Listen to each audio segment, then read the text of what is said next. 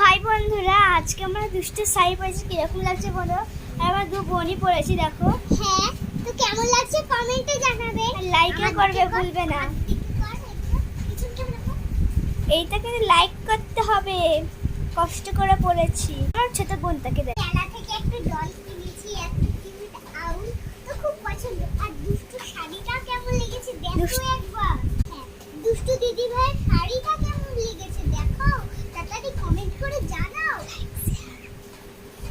Like share comment সব করে দিও। কেমন হয়েছে জানিয়ে চলো। আমি ক্যামেরাম্যানকে এখন আমরা দেখাবো না, চলো। আমার বোন এখন নিজে গান করবে আর ও নিজেই নাচবে, ঠিক আছে? চলো।